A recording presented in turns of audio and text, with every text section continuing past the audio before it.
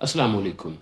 आप नीला गुंबद चौक के वस्त में मौजूद पुख्ता तालाब नुमा जगह पर अनारकल की तरफ मुंह करके खड़े हो जाएं तो आपको दाएं जानिब एक अजीम शान सफ़ेद इमारत नज़र आती है। ये किंग एडवर्ड मेडिकल यूनिवर्सिटी है। किंग एडवर्ड मेडिकल कॉलेज 1860 में कायम हुआ, जबकि 2006 में इसे मेडिकल यूनिवर्सिटी का दर्जा दे दिया गया। इसके सामने मौजूद बुलंदो बाला दरख्त आपको ख्वाबों की दुनिया में कहीं दूर ले जाते हैं। यहाँ से बाएं जानिब साइकिल मार्केट की दुकानों के ऊपर से एक बड़ा नीले रंग का गुंबद भी नजर आता है। इस गुंबद की वजह से ही ये इलाका नीला गुंबद कहलाता है। यहाँ से आपके सामने तारीखी अनारकली बाजार की रौनकें हैं।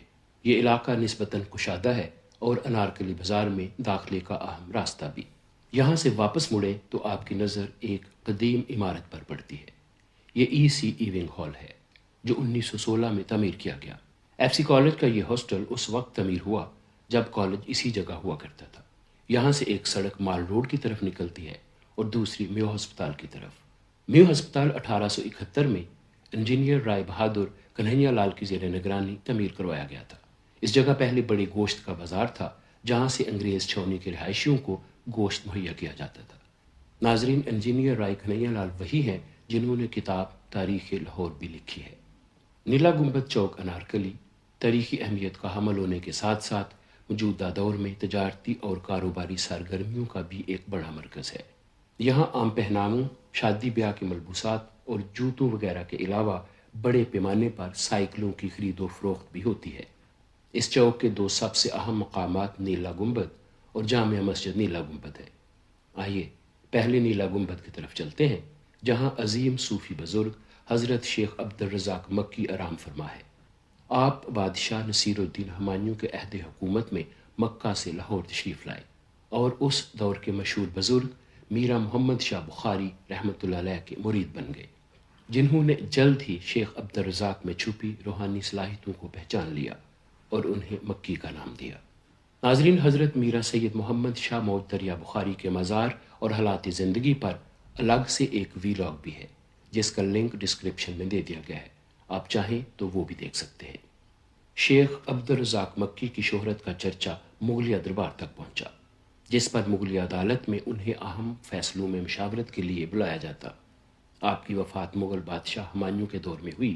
आपको यहीं दफन कर दिया गया। आपकी वफ़ात के बाद अकीदतमंदों ने एक पुख्ता गुंबद तमीर करवाया। मकबरे के साथ ही एक दिलकश बाग और वसी मस्जिद भी बनवाई गई।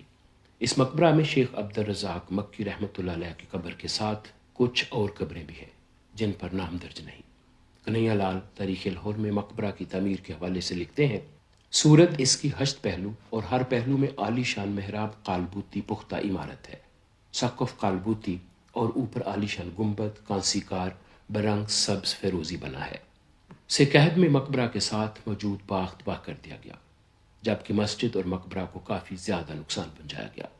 जब मकबरा तमीर हुआ तो इसकी बाहरी दीवारों पर नीली टाइल्स नहीं बल्कि कीमती पत्थर लगा हुआ था, जिसे रंजीत सिंह के दौर में उतार कर अमृतसर ले जाया गया। मजीद ये कि मकबरे को बारूद खाने के तौर पर इस्तेमाल किया जाने लगा और हुजरों में रिहाइश रखी गई, जबकि मस्जिद के साथ लोहारों के लिए चंद मकान बनाए गए जहाँ बंदूकें बनाई जाती थी।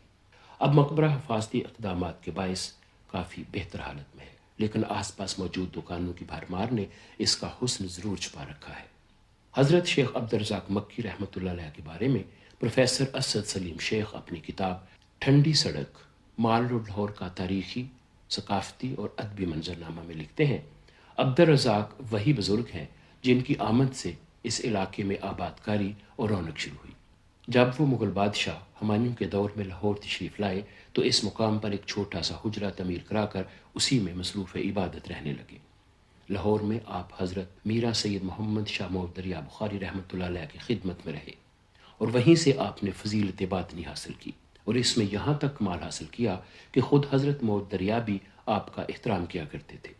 अवाम के अलावा शहर के अक्सर उमरा आपके अक़ीदतमंद थे। आपकी वफ़ात 1084 हिजरी अहद आलमगीरी में हुई और आपकी वसीयत के मुताबिक आपको हुजरा में ही दफन किया गया। काफ़ी अरसा गुजर जाने के बाद एक शब हज़रत मौज दरिया बुखारी रहमतुल्लाह अलैह ने मकबरा के मतवल्ली को ख्वाब में हुक्म दिया कि अब्दुल रज़ाक की कब्र पर एक बहुत बड़ा गुंबद तमीर कराया जाए। चनाचे आपके इरादतमंदों ने آپ کی قبر پر نہ صرف یہ گنبد تعمیر کروایا بلکہ ایک عالی شان باغ اور اس کے ساتھ ایک وسیع مسجد بھی تعمیر کرائی۔ یہ گنبد چونکہ نیلے رنگ کا تھا اس لیے یہ نیلا گنبد کے نام سے مشہور ہو گیا۔ ناظرین، آپ پہلے سن چکے ہیں کہ مقبرہ کی تعمیر کے وقت یہاں ایک شاندار اور وسیع مسجد بھی تعمیر کرائی گئی تھی۔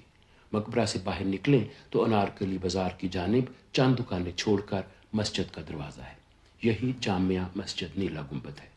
سکھ عہد کے بعد انگریزوں نے بھی اپنی روایات برقرار رکھتے ہوئے مسجد و مقبرہ کی بے حرمتی میں کوئی کسر باقی نہ چھوڑی۔ انگریزی عہد کے دوران 1849 میں مذکورہ مسجد کو فوجی ہوٹل یعنی مسکوٹ بنا دیا گیا، جہاں چھونی انارکلی کے گورے کھانا کھایا کرتے تھے۔ ساتھیوں، مسکوٹ اس طعامگاہ کو کہتے ہیں جہاں بحری اور بری سپاہی اکٹھے بیٹھ کر کھانا کھاتے ہیں۔ یاد رہے کہ اس وقت یہ علاقہ چھونی کا حصہ تھا۔ بعد ازاں جب چھونی میاں میر منتقل ہوئی تو منشی نجم الدین ٹھیکیدار نے اس مسجد کو واگزار کرایا اور اس کی مرمت کرائی۔ مسجد کی 3 عالی شان محرابیں اور 3 گنبد ہیں۔ مسجد میں داخل ہوتے ہی بائیں جانب صاف ستھرا وضو خانہ ہے اور صحن کے وسط میں وضو کے لیے ایک تالاب بھی موجود ہے۔ کچھ عرصہ قبل تک وضو تالاب کے پانی سے کیا جاتا تھا، لیکن اب اس کے ارد گرد نلکے لگا دیے گئے ہیں۔ مقبرہ کے نیلے گنبد کی نسبت اس مسجد کو مسجد نیلا گنبد کہا جاتا ہے۔ اب مسجد سے منسلک جامعہ رحیمیہ کے نام سے ایک مدرسہ بھی ہے، جس کی بنیاد کم و بیش 1 صدی قبل شیخ محمد نقی کی توجہ سے رکھی گئی تھی۔ اس جامعہ میں حدیث، فقہ، تفسیر، منطق اور فلسفہ کی تعلیم دی جاتی ہے۔ اس کے پہلے صدر المدرس یعنی پرنسپل مولوی عبدالعزیز تھے۔ مسجد کے ساتھ کئی دکانیں بھی ہیں۔ ناظرین، 1947 میں پاکستان بننے کے بعد یہاں کافی تبدیلی آئی۔ آس پاس کئی بازار بن گئے۔ نیلا گنبد بازار بھی اسی ترقی کا حصہ ہے۔ تقسیم ہند کے وقت یہاں سائیکلوں کی چند دکانیں تھیں۔ آہستہ آہستہ یہاں بڑی منڈی بن گئی، جس سے مسجد اور گنبد کا حسن کسی حد تک ماند پڑ گیا۔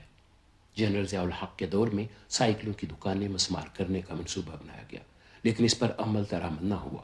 نیلا گنبد کے قریب ایک گلی میں ہندوؤں کا بالمک مندر بھی ہے۔ نیلا گنبد چوک سے مال روڈ کی طرف جائیں تو تھوڑا آگے جا کر ٹائروں کی دکانوں کا سلسلہ شروع ہو جاتا ہے۔ ساتھ کچھ سرجیکل انسٹرومنٹس کی دکانیں بھی ہیں۔ ان دکانوں کے بالمقابل ہولی ٹرینیٹی چرچ ہے۔ چرچ کے ساتھ پرانی ادبی بیٹھک پاک ٹی ہاؤس ہے۔ اسی پاک ٹی ہاؤس کے سامنے اتوار کے روز پرانی کتابوں کا بازار لگتا ہے، جہاں کتابیں فٹ پاتھ پر بکتی ہیں اور ساتھ ہی انارکلی بازار میں جوتے الماریوں میں بیچے جاتے ہیں۔ ناظرین، اگر آپ کو یہ کاوش اچھی لگی ہو تو ہمارا چینل سبسکرائب، ویڈیو کو لائک اور شیئر ضرور کیجیے گا۔ آج کے لیے اتنا ہی۔ اس کے ساتھ ہی محمد نعیم سلیحری کو اجازت دیجیے۔ اپنا خیال رکھیے گا۔ خدا حافظ۔